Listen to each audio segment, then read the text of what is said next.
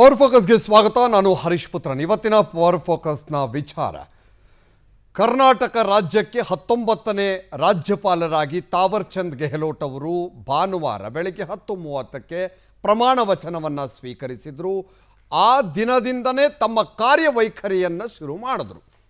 ಅದು ಯಾವ ಪರಿಸ್ಥಿತಿಯಲ್ಲಿ? ಕರ್ನಾಟಕದ ರಾಜಕಾರಣದಲ್ಲಿ, ಅದರಲ್ಲೂ ಕೂಡ ಮುಖ್ಯಮಂತ್ರಿಯ ಬದಲಾವಣೆ, ನಾಯಕತ್ವ ಬದಲಾವಣೆಯ ವಿಚಾರ ಏನು ಮುನ್ನೆಲೆಗೆ ಬಂದಂಥ ಸಂದರ್ಭದಲ್ಲೇ ಈಗ ಒಂದು ಖಡಕ್ ರಾಜ್ಯಪಾಲರನ್ನು ಕರ್ನಾಟಕ ರಾಜ್ಯಕ್ಕೆ ನೇಮಿಸಿರುವಂಥದ್ದು, ಮತ್ತು ಇಲ್ಲಿ ಏನು ಬೆಳವಣಿಗೆ ಆಗ್ತಾ ಇದೆ ಮತ್ತು ಇವರ ಹಿನ್ನೆಲೆಗಳು ಎಲ್ಲದರ ಬಗ್ಗೆ ಕೂಡ ನಾವು ಚರ್ಚೆ ಮಾಡ್ತಾ ಹೋಗೋಣ. ಹಾಗಾದರೆ ತಾವರ್ ಚಂದ್ ಗೆಹ್ಲೋಟ್ ಅವರ ಬಗ್ಗೆ ಒಂದಷ್ಟು ಮಾಹಿತಿಗಳನ್ನು ನೋಡ್ಕೊಂಡು ಬಂದ್ಬಿಡೋಣ. ರಾಜ್ಯದ 19ನೇ ರಾಜ್ಯಪಾಲರಾಗಿ ತಾವರ್ ಚಂದ್ ಗೆಹ್ಲೋಟ್ ಪದಗ್ರಹಣವನ್ನು ಮಾಡಿದ್ದಾರೆ. 2006ರಿಂದ 2014ರವರೆಗೆ ರಾಜ್ಯ ಬಿಜೆಪಿಯ ಉಸ್ತುವಾರಿಯಾಗಿಯೂ ಕೂಡ ಗೆಹ್ಲೋಟ್ ಅವರು ಕಾರ್ಯನಿರ್ವಹಿಸಿದರು. ಕೇಂದ್ರದಲ್ಲಿ ಸಾಮಾಜಿಕ ನ್ಯಾಯ ಹಾಗೂ ಸಬಲೀಕರಣ ಸಚಿವರಾಗಿದ್ದರು ಗೆಹ್ಲೋಟ್ ಅವರು. ಕಳೆದ ವಾರ ಕೇಂದ್ರ ಸಂಪುಟ ಪುನರಚನೆ ವೇಳೆ ಸಚಿವ ಸ್ಥಾನಕ್ಕೆ ರಾಜೀನಾಮೆಯನ್ನು ಕೊಟ್ಟಿದ್ದಾರೆ. ಕರ್ನಾಟಕದ ಪರಿಚಯ ಮತ್ತು ಇತಿಹಾಸ ಬಹಳ ಚೆನ್ನಾಗಿ ಅರ್ಥಕೊಂಡಿದ್ದಾರೆ ತಾವರ್ ಚಂದ್ ಗೆಹ್ಲೋಟ್ ಅವರು.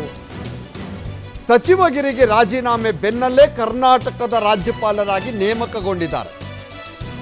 ಅಧಿಕಾರ ವಹಿಸಿಕೊಳ್ತಾ ಇದ್ದಂತೆ ಕಾರ್ಯಪ್ರವೃತ್ತರಾಗಿದ್ದಾರೆ ಗವರ್ನರ್. ರಾಜಕೀಯ ಚದುರಂಗವಾಡಿದ ರಾಜ್ಯಪಾಲರನ್ನೂ ಕೂಡ ಕರ್ನಾಟಕ ಕಂಡಿದೆ. ಈವರೆಗೆ ಹಲವು ರಾಜ್ಯಪಾಲರು ಬಂದು ಹೋಗಿದ್ದಾರೆ. ರಾಷ್ಟ್ರಪತಿ ಆಡಳಿತವನ್ನು ಕೂಡ ಜನಪರ ಆಳ್ವಿಕೆಯನ್ನಾಗಿಸಿದ್ದಾರೆ ಧರ್ಮವೀರ ಅವರು. ಇಂದಿರಾ ಗಾಂಧಿಯ ಕಾಂಗ್ರೆಸ್ನ ವಿಜೃಂಭಣೆಗೆ ಕಾರಣವಾಗಿದ್ದಾರೆ ವಿ ಗಿರಿ ಅವರು.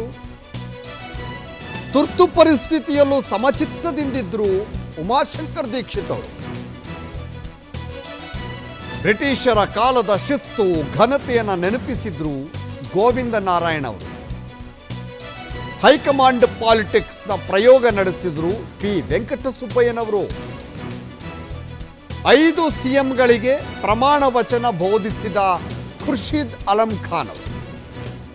ಏಕೈಕ ಮಹಿಳಾ ರಾಜ್ಯಪಾಲರಾದ ವಿ.ಎಸ್. ರಮಾದೇವಿ ಅವರು.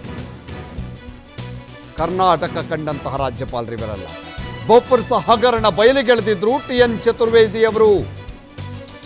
ಪವರ್ ಪಾಲಿಟಿಕ್ಸ್ನ ವರಸೆಗಳನ್ನು ತೋರಿದ ಭಾರದ್ವಾಜ್, ಹಂಸರಾಜ್ ಭಾರದ್ವಾಜ್. ಮೋದಿ ಯುಗಾರಂಭಕ್ಕೆ ನಾಂದಿ ಹಾಡಿದ್ದಾರೆ ವಜುಭಾಯ್ ವಾಲಾ. ರಾಜ್ಯದ 19ನೇ ರಾಜ್ಯಪಾಲರಾಗಿ ತಾವರ್ ಚಂದ್ ಗೆಹ್ಲೋಟ್ ಪದಗ್ರಹಣವನ್ನ ಮಾಡಿದ್ದಾರೆ.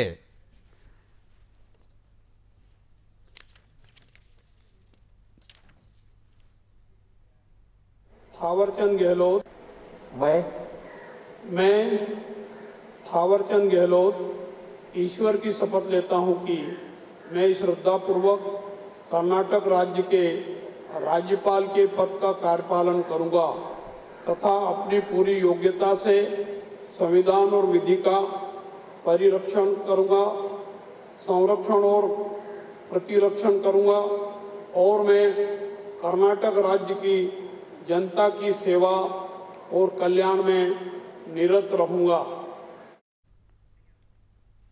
ಎಸ್, ಚರ್ಚೆಯನ್ನು ಶುರು ಮಾಡೋಣ. ನಮ್ಮ ಜೊತೆಗೆ ಗಣ್ಯ ಅತಿಥಿಗಳು ಕೂಡ ಇದ್ದಾರೆ. ಮೊದಲಿಗೆ ಅವ್ರನ್ನ ಸ್ವಾಗತ ಮಾಡ್ಕೋತೀನಿ. ಸಂಪಾದಕೀಯ ಸಲಹೆಗಾರರಾದಂತಹ ರವೀಂದ್ರ ರೇಷ್ಮೆ ಸರ್, ವೆಲ್ಕಮ್ ಸರ್ ಶೋಗೆ. ಹಾಗೆ ನಮ್ಮ ಜೊತೆ ಕಾಂಗ್ರೆಸ್ ವಕ್ತಾರರಾದಂತಹ ರಮೇಶ್ ಬಾಬು ಅವರು ಕೂಡ ಇದ್ದಾರೆ. Sir welcome sir. ಇನ್ನು ಬಿಜೆಪಿ ವಕ್ತಾರರಾದಂತಹ ಛಲವಾದಿ ನಾರಾಯಣ ಸ್ವಾಮಿ ಅವರು, ವೆಲ್ಕಮ್ ಸರ್. ನಮಸ್ಕಾರ. ರೇಷ್ಮೆ ಸರ್, ಹಲವು ರಾಜಭವನ, ನಮ್ಮ ಬೆಂಗಳೂರಿನ ರಾಜಭವನ ಹಲವು ರಾಜ್ಯಪಾಲರನ್ನು ಕಂಡಿದೆ ಈವರೆಗೆ. ಒಬ್ಬೊಬ್ಬರದ್ದು ಒಂದೊಂದು ರೀತಿಯ ಆಡಳಿತ. ಈಗ ಬಂದಂತಹ 19ನೇ ರಾಜ್ಯಪಾಲರಾಗಿ ಬಂದಂತಹ ತಾವರ್ ಚಂದ್ ಗೆಹ್ಲೋಟ್ ಅವರು, ಅದು ಕೂಡ ಇಲ್ಲಿಯ ರಾಜಕೀಯ ಪರಿಸ್ಥಿತಿ ಮತ್ತು ಈಗ ಬಂದಂತಹ ರಾಜ್ಯಪಾಲರು, ಇವೆರಡನ್ನೂ ಕೂಡ ನಾವು ಜೊತೆಗೆ ಹಾಕಿ ವಿಮರ್ಶೆ ಮಾಡೋದಾದರೆ ಯಾವ ರೀತಿ ಸರ್ ಈ ಪರಿಸ್ಥಿತಿಯಲ್ಲಿ ರಾಜ್ಯಪಾಲರನ್ನು ಆಯ್ಕೆ ಮಾಡಿರುವಂಥದ್ದು? ತಾವರ್ ಚಂದ್ ಗೆಹ್ಲೋಟ್ ಅವರು ಕರ್ನಾಟಕದ ಪ್ರಪ್ರಥಮ ದಲಿತ ರಾಜ್ಯಪಾಲರನ್ನು ಹೆಗ್ಗಳಿಕೆ ಕೂಡ. ವಿಶೇಷವಾಗಿ ಇತ್ತೀಚಿನ ಕೇಂದ್ರ ಮಂತ್ರಿಮಂಡಲ ಪುನರ್ರಚನೆಯಲ್ಲಿ ಒಂದು ದೊಡ್ಡದಾದ ಒಂದು ಸ್ಥಿತ್ಯಂತರವನ್ನು ಕಂಡಿದ್ದೇವೆ. ಭಾಜಪದ ಸಾಂಪ್ರದಾಯಿಕ ರಾಜಕೀಯ ಮನೋಧರ್ಮದಲ್ಲಿ ಒಂದು ಸ್ಥಿತ್ಯಂತರವನ್ನು ತಂದಂಗೆ ಕಾಣುತ್ತೆ. 77 ಮಂದಿ ಈ ಕೇಂದ್ರ ಸಚಿವ ಸಂಪುಟದಲ್ಲಿ ಕೇಂದ್ರ ಮಂತ್ರಿಮಂಡಲದಲ್ಲಿ 52 ಜನ ವಿವಿಧ ಮೀಸಲಾತಿ ಗುಂಪುಗಳಿಗೆ ಸೇರಿದವರು, 12 ಜನ ಪರಿಶಿಷ್ಟ ಜಾತಿ, 8 ಜನ ಪರಿಶಿಷ್ಟ ಪಂಗಡ, 27 ಜನ OBC ಮತ್ತು 5 ಜನ ಧಾರ್ಮಿಕ ಅಲ್ಪಸಂಖ್ಯಾತರು. ಒಟ್ಟು 77ರಲ್ಲಿ 52 ಜನ ವಿವಿಧ ಗುಂಪುಗಳಿಗೆ ಸೇರಿದವರು. ಅಷ್ಟೇ ಅಲ್ಲ, ಒಟ್ಟಾರೆ 11 ಜನ ಮಹಿಳೆಯರು ಕೂಡ ಪ್ರಾತಿನಿಧ್ಯವನ್ನು ಕಲ್ಪಿಸಿದ್ದಾರೆ. ಇಂಥ ಒಂದು ಒಂದು ಪ್ಯಾರಾಡೈಮ್ ಶಿಫ್ಟ್ ಆಗ್ತಿರೋ ಸಂದರ್ಭದಲ್ಲಿ ತಾವರ್ಚಂದ್ ಗೆಹ್ಲೋಟ್ರಂಥ ಅಂದರೆ BJP ನಾಯಕತ್ವ ಗಣದಲ್ಲಿಗೆ ಅತ್ಯಂತ ಪ್ರಭಾವಿ ದಲಿತ ನಾಯಕರಂದರೆ ಇವರೇ ತಾವರ್ಚಂದ್ ಗೆಹ್ಲೋಟ್. ಮಧ್ಯಪ್ರದೇಶದ ಅತ್ಯಂತ ಅನುಭವಿ ರಾಜಕಾರಣಿಯಾಗಿರೋ ಗೆಹ್ಲೋಟ್ ಅವರು ರಾಜ್ಯ ರಾಜಕಾರಣದಲ್ಲೂ ಕೇಂದ್ರ ರಾಜಕಾರಣದಲ್ಲೂ ಕೂಡ ತಮ್ಮದೇ ಆದ ಒಂದು ಆಯಕಟ್ಟಿನ ಸ್ಥಾನವನ್ನು ಕಾಪಾಡ್ಕೊಂಡು ಬಂದವರು. ಅವಿಭಜಿತ ಮಧ್ಯಪ್ರದೇಶ ರಾಜ್ಯದಲ್ಲಿ 4 ಬಾರಿ MLA ಆಗಿದ್ದರು, ಆಮೇಲೆ 3 ಬಾರಿ MLA ಆಗಿದ್ದರು, 4 ಬಾರಿ ಸತತವಾಗಿ ಲೋಕಸಭಾ ಸದಸ್ಯರಾಗಿದ್ದರು.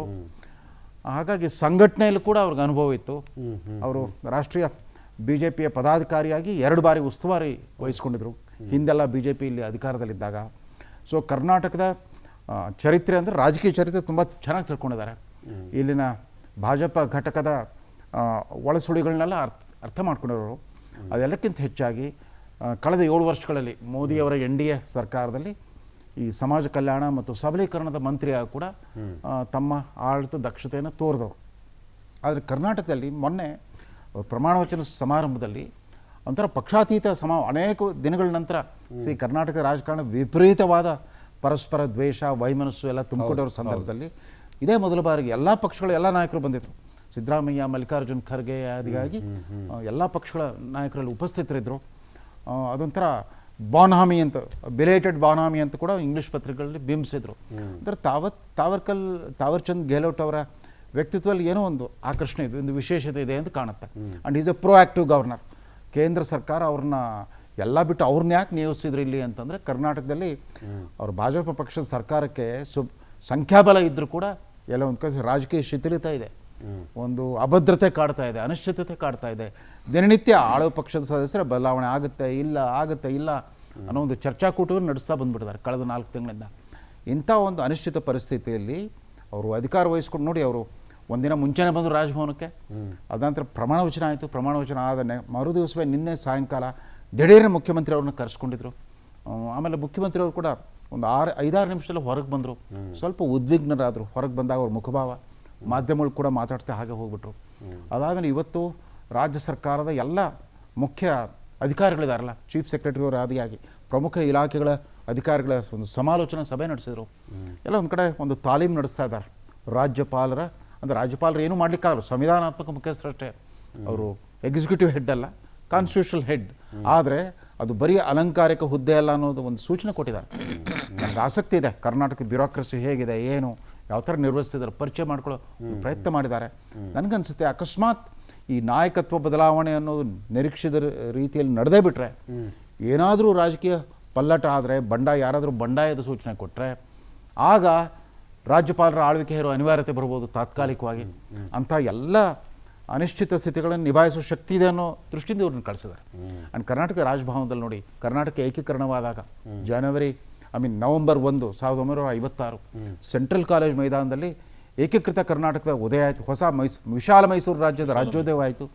ಆವತ್ತಿನ ರಾಷ್ಟ್ರಪತಿ ರಾಜೇಂದ್ರ ಪ್ರಸಾದ್ ಅವರು ಇಲ್ಲಿ ಬಂದಿದ್ರು, ಮುಖ್ಯ ಅತಿಥಿಗಳಾಗಿ ಬಂದು ಕರ್ನಾಟಕ ವಿಶಾಲ ಮೈಸೂರು ರಾಜ್ಯವನ್ನು ಉದ್ಘಾಟಿಸಿದರು. ಸಿದ್ದವನಹಳ್ಳಿ ನಿಜಲಿಂಗಪ್ಪನವರು ಪ್ರಪ್ರಥಮ ಮುಖ್ಯಮಂತ್ರಿಯಾಗಿ ಅಧಿಕಾರ ವಹಿಸಿಕೊಂಡ್ರು. ಮತ್ತು ನಾವೆಲ್ಲ ಗೌರವಿಸೋ ಆವತ್ತಿನ ಮೈಸೂರು ಮಹಾರಾಜರು ಜಯಚಾಮರಾಜೇಂದ್ರ ಒಡೆಯರು ಪ್ರಪ್ರಥಮ ರಾಜ್ಯಪಾಲರಾಗಿ ಕರ್ನಾಟಕ ಆ ರಾಜಭವನನ್ನು ಅದಕ್ಕೆ ಒಂದು ವಿದ್ಯುಕ್ತವಾದ ಸ್ಥಾನಮಾನವನ್ನು ತಂದುಕೊಟ್ರು. ಸುಮಾರು 4 ವರ್ಷಗಳ ನಂತರ ಜಯಚಾಮರಾಜ ಒಡೆಯರವರು ಅವತ್ತಿನ ಮದ್ರಾಸ್ ರಾಜ್ಯದ ರಾಜ್ಯಪಾಲರಾಗಿ ಹೋದರು. ತದನಂತರ ಅಲ್ಲಿಂದ ನಿವೃತ್ತರಾಗಿ ವಾಪಸ್ ಬಂದರು. ಅವನು ಕರ್ನಾಟಕ ರಾಜಭವನ ಚರಿತ್ರೆ ಎಷ್ಟು ಕೆಲವು ಪಟ್ಟಿಗಳನ್ನ ತಾವು ಹಾಕಿದ್ರಲ್ಲ, ಅಲ್ಲಿ ಭಾಳ ಭಾರತದ ಚರಿತ್ರೆನೇ ಬದಲಿಸಿದಂಥ ವ್ಯಕ್ತಿಗಳು ಆ ರಾಜಭವನದಲ್ಲಿದ್ದರು. ವಿ ಗಿರಿಯವರು ಕರ್ನಾಟಕ ರಾಜ್ಯಪಾಲರಾಗಿದ್ದರು. ಮುಂದೆ ಅವರು ಉಪರಾಷ್ಟ್ರಪತಿಯಾಗಿ ಹೋದರು. ಉಪರಾಷ್ಟ್ರಪತಿ ಆಗಿದ್ದಾಗಲೇ ಅವತ್ತಿನ ರಾಷ್ಟ್ರಪತಿ, ಅಧಿಕಾರದಲ್ಲಿದ್ದ ರಾಷ್ಟ್ರಪತಿ ಜಾಕಿರ್ ಹುಸೇನ್ ಅವರು ಅಕಾಲಿಕ ನಿಧನರಾದರು. ಆವಾಗ ಹಂಗಾಮಿ ರಾಷ್ಟ್ರಪತಿ ಆಗಿದ್ದರು. ಆ ಅವಧಿಯಲ್ಲಿ ಅಖಿಲ ಭಾರತ ಕಾಂಗ್ರೆಸ್ ಪಕ್ಷದಲ್ಲಿ ಒಂದು ದೊಡ್ಡ ಆಂತರಿಕ ಬಂಡಾಯ ನಡೀತು. ಕಾಂಗ್ರೆಸ್ ವಿಭಜನೆ ಆಗೋಗ್ಬಿಡ್ತು. ಅದು ಬೆಂಗಳೂರಿನಲ್ಲೇ ಗಾಜಿನ ಮನೆಯಲ್ಲಿ ಒಂದು AICC ಅಧಿವೇಶನ ನಡೆದಾಗ ಕಾಂಗ್ರೆಸ್ ಸ್ಪ್ಲಿಟ್ ಆಯಿತು. ಆಮೇಲೆ ರಾಷ್ಟ್ರಪತಿ ಸ್ಥಾನಕ್ಕೆ ಚುನಾವಣೆ ನಡೆದಾಗ ವಿ ಗಿರಿಯವರೇ ಇಂದಿರಾ ಗಾಂಧಿ ಬೆಂಬಲಿತ ಒಂದು ರೆಬೆಲ್ ಕ್ಯಾಂಡಿಡೇಟ್ ಆಗಿ ಕಾಂಗ್ರೆಸ್ ಪಕ್ಷದ ಅಧಿಕೃತ ಅಭ್ಯರ್ಥಿ ಸಂಜೀವ್ ರೆಡ್ಡಿ ವಿರುದ್ಧ ಜಯಗಳಿಸಿ ರಾಷ್ಟ್ರಪತಿ ಆದರು. ಆಮೇಲೆ ಅವ್ರ ನಂತರ ಇಲ್ಲಿ ರಾಜ್ಯಪಾಲರಾಗಿ ಬಂದಿದ್ರಲ್ಲ ಗೋಪಾಲ್ ಸ್ವರೂಪ್ ಪಾಠಕ್, JS ಪಾಠಕ್, ಅವರು ಹಿರಿಯ ನ್ಯಾಯವಾದಿ, ಅವರು ಉಪರಾಷ್ಟ್ರಪತಿ ಸ್ಥಾನಕ್ಕೆ ಹೋದರು, ಭಾರತ ಉಪರಾಷ್ಟ್ರಪತಿ ಸ್ಥಾನವನ್ನು ಅಲಂಕರಿಸಿದರು. ಆಮೇಲೆ ರಾಜಸ್ಥಾನ್ ರಾಜ್ಯದ ಒಂಥರ ಪಿತಾಮಹ ಅಂತಾರೆ ಇದ್ರು, ಮೋಹನ್ ಲಾಲ್ ಸುಖಾಡಿಯಾ ಅಂತ, 15 ವರ್ಷ ಮುಖ್ಯಮಂತ್ರಿ ಆಗಿದ್ದರು, ಇಲ್ಲಿ ಬಂದು ರಾಜ್ಯಪಾಲರಾಗಿದ್ದರು ಕರ್ನಾಟಕದಲ್ಲಿ. ಒಂದು ವಿಶೇಷತೆ ಇದ್ದೇ ಇದೆ. ಆಮೇಲೆ ರಾಜೀವ್ ಗಾಂಧಿ ಅವ್ರ ಕಾಲದಲ್ಲಿ ಬೋಫರ್ಸ್ ಹಗರಣವನ್ನು ಬಯಲುಗೆಳೆದ ಕಂಟ್ರೋಲರ್ CAG ಚತುರ್ವೇದಿಯವರು ಕರ್ನಾಟಕ ರಾಜ್ಯಪಾಲರಾಗಿದ್ದರು. ಈ ರೀತಿ ರಾಷ್ಟ್ರ ಮತ್ತು ರಾಜ್ಯ ರಾಜಕಾರಣದಲ್ಲಿ ಬೇರೆ ರೀತಿಯಲ್ಲಿ ಪ್ರಭಾವ ಬೀರಿದ್ರಲ್ಲೇ ರಾಜಭವನ ಅಲಂಕರಿಸಿದ್ರು. ಎಲ್ಲಕ್ಕಿಂತ ಮುಖ್ಯವಾಗಿ ಕರ್ನಾಟಕದಲ್ಲಿ ಗವರ್ನರ್ಸ್ ರೂಲ್ ಅಂದರೆ ಇವತ್ತು ಕೂಡ ಹಳೆ ತಲೆಮಾರಿನ ಜನ ಗವರ್ನರ್ ಧರ್ಮವೀರ ಅವರ ಆಡಳಿತವನ್ನು, ಧರ್ಮವೀರ ಅವರು ಬ್ರಿಟಿಷ್ ಭಾರತದಲ್ಲಿ ICS ಅಧಿಕಾರಿಯಾಗಿದ್ದರು, ಇಂಡಿಯನ್ ಸಿವಿಲ್ ಸರ್ವಿಸ್ ಅಂತಿತ್ತು. ಅವರು ಏನಾಯಿತು, ಈ ಕಾಂಗ್ರೆಸ್ ವಿಭಜನೆ ಆದಾಗ ಇಲ್ಲಿ ವೀರೇಂದ್ರ ಪಾಟೀಲ್ ಸರ್ಕಾರ ಪತನ ಆಯಿತು. ಸುಮಾರು 1 ವರ್ಷ 3 ತಿಂಗಳು ಇಲ್ಲಿ ರಾಷ್ಟ್ರಪತಿ ಆಡಳಿತ ಇತ್ತು. ಅಂದರೆ ಇಂದಿರಾ ಗಾಂಧಿ ಲೋಕಸಭೆ ಚುನಾವಣೆ ನಡೆದು ದೇವರಾಜ ಅರಸು ಸರ್ಕಾರ ಬರುವರು. ಆ ಅವಧಿಯಲ್ಲಿ ಒಬ್ಬ ಗವರ್ನರ್ ಅಂದರೆ ಮುಖ್ಯಮಂತ್ರಿ ಅಷ್ಟೇ ಪರಿಣಾಮಕಾರಿ, ಜನಾನುರಾಗಿಯಾಗಿ ಕೆಲಸ ಮಾಡಿಬಿಟ್ರು ಅವರು. ಕರ್ನಾಟಕದ ಮೂಲೆಗೆ ಅವರು ಸ್ವತಃ ಪ್ರವಾಸ ಕೈಗೊಳ್ತಾ ಇದ್ರು, ಒಬ್ಬ ದಕ್ಷ ಆಡಳಿತಗಾರನಾಗಿ. ಸೊ ಈ ಥರ ಹಲವಾರು ಒಂದು ಚೇತೋಹಾರಿ ನೆನಪುಗಳನ್ನು ಕೊಟ್ಟಂಥ ರಾಜ್ಯಪಾಲರು ಇದ್ದಾರೆ. ಆ್ಯಂಡ್ ತುಂಬ ಅಲ್ಲಿ ಇದ್ಕೊಂಡ್ಬಿಟ್ಟೆ ಸಾಕಷ್ಟು ಪವರ್ ಪಾಲಿಟಿಕ್ಸ್ ಮಾಡೋದಂಥ ರಾಜ್ಯಪಾಲರುಗಳು ಕೂಡ ಇದ್ದಾರೆ. ಎಸ್, ನಾವು ರಮೇಶ್ ಬಾಬು ಅವರಿಂದ ಶುರು ಮಾಡ್ತೀನಿ. ಇವತ್ತಿನ ರಾಜ್ಯಪಾಲರ ಒಂದು ಆಯ್ಕೆ ಏನಿದೆಯಲ್ಲ, ಮತ್ತು ಈ ಸಂದರ್ಭದಲ್ಲಿ ನಿಮಗೆ ಮೊದಲ ಅಭಿಪ್ರಾಯ ಏನು? ನಿಮ್ಮ ಅಭಿಪ್ರಾಯ ಪಡ್ಕೊಂಡ್ಬಿಡ್ತೀವಿ ಮೊದಲು. ವೈಯಕ್ತಿಕವಾಗಿ ಗೆಹ್ಲೋಟ್ ಅವರು ರಾಜ್ಯಪಾಲರಾಗಿ ಬಂದಿರತಕ್ಕಂಥದ್ದನ್ನ ನಾನು ಸ್ವಾಗತ ಮಾಡ್ತೀನಿ. ಕಾರಣ ಇಷ್ಟೇ, ಒಬ್ಬ ಸಂಸದೀಯ ಪಟುವಾಗಿ ಪ್ರಜಾಪ್ರಭುತ್ವದ ಎಲ್ಲ ಒಳ ಹೊರ ಸ್ಥಿತಿಗಳನ್ನ ಅರ್ಥಕೊಂಡಿದ್ದಾರೆ. ಲಾಂಗ್ ಬ್ಯಾಟಿಂಗಲ್ಲಿ ಅಂದರೆ ಭಾಳ ದೀರ್ಘಕಾಲದ ಅನುಭವ ಇದೆ ರಾಜಕೀಯ ಕ್ಷೇತ್ರದಲ್ಲಿ. ಸಾಮಾನ್ಯವಾಗಿ ರಾಜಕೀಯ ಕ್ಷೇತ್ರದ ಈ ಥರ ಅನುಭವ ಇರ್ತಕ್ಕಂಥವ್ರು ಒಳ್ಳೆ ರಾಜ್ಯಪಾಲರು ಆಗ್ತಾರೆ ಅನ್ನೋದು ನಮ್ಮ ಭಾವನೆ. ಆ ದೃಷ್ಟಿನಲ್ಲಿ ಅವರು ಒಂದು ಗ್ರಾಮದಿಂದ ಅಂದರೆ ಗ್ರಾಮೀಣ ಪ್ರದೇಶದಿಂದ ಮಧ್ಯಪ್ರದೇಶದಲ್ಲಿ ಬಂದಂಥರಾಗಿ ಮತ್ತು ಕೆಳಹಂತದಿಂದ ಸ್ಥಳೀಯ ಸಂಸ್ಥೆಗಳಲ್ಲಿ ಆಯ್ಕೆಯಾಗಿ ಮತ್ತು ಶಾಸಕರಾಗಿ ಮತ್ತು ಪಾರ್ಲಿಮೆಂಟ್ ಮೆಂಬರ್ ಆಗಿ ಮತ್ತು ರಾಜ್ಯಸಭಾ ಸದಸ್ಯರಾಗಿ ಕೇಂದ್ರ ಸಚಿವರಾಗಿ ಈ ಥರದ ಲಾಂಗ್ ಇನ್ನಿಂಗ್ಸ್ ಇದೆಯಲ್ಲ, ಎಸ್, ಈ ಲಾಂಗ್ ಇನ್ನಿಂಗ್ಸ್ ಇಂದ ಬಂದಿರೋದ್ರಿಂದ ಬಹುತೇಕ ವ್ಯವಸ್ಥೆಯ ಪರಿಚಯ ಇದೆ ಅವರಿಗೆ. ಹಾಗಾಗಿ ಮತ್ತು ಅವರು ಕರ್ನಾಟಕದಲ್ಲಿ ಭಾರತೀಯ ಜನತಾ ಪಕ್ಷದ ಅಬ್ಸರ್ವರ್ ಆಗಿ ಕೆಲಸ ಮಾಡಿರೋದ್ರಿಂದ ಬಹುತೇಕ ಭಾರತೀಯ ಜನತಾ ಪಕ್ಷದ ಈ ರಾಜ್ಯದ ಒಳವರೆಗೂ ಸಹ ಅವ್ರಿಗೆ ಗೊತ್ತಿದೆ. ಹಾಗಾಗಿ ಒಳ್ಳೆಯದನ್ನ ನಿರೀಕ್ಷೆ ಮಾಡ್ತೀನಿ. ಒಬ್ಬ ರಾಜ್ಯಪಾಲರಿಂದ ರಾಜ್ಯಕ್ಕೆ ಏನಾಗಿದೆ, ಏನು ತೊಂದರೆ ಆಗ್ತಾ ಇದೆ, ರಾಜ್ಯಪಾಲರ ಹುದ್ದೆ ಇರಬೇಕು ಬೇಡವೋ, ಅದು ಚರ್ಚೆ ಒಂದು ಕಡೆ ಇವತ್ತು ನಡೀತಾ ಇದೆ. 1956ರಲ್ಲಿ ಈ ದೇಶದಲ್ಲಿ ರಾಜ್ಯಪಾಲರ ಹುದ್ದೆ ಸೃಷ್ಟಿಯಾದಾಗಲಿಂದಲೂ ಇಲ್ಲಿವರೆಗೆ ಇವತ್ತು ವೆಸ್ಟ್ ಬೆಂಗಾಲ್ ರಾಜ್ಯಪಾಲರು ಹೇಗೆ ನಡ್ಕೊತಾ ಇದ್ದಾರೆ, ಇವ್ರಿಗೆ ಮುಂಚೆ ಇದ್ದಂಥ 18ನೇ ರಾಜ್ಯಪಾಲ ವಾಲಾರವರು ಯಾವ ರೀತಿ ರಾಜಭವನವನ್ನು ಕಲುಷಿತ ಮಾಡಿದ್ರು, ಇಡೀ ಅಟ್ಮಾಸ್ಫಿಯರ್ ಸ್ಪಾಯಿಲ್ ಮಾಡಿದ್ರು, ಅವೆಲ್ಲ ಚರ್ಚೆ ಮಾಡೋಂಥ ವಿಚಾರ ಇದೆ.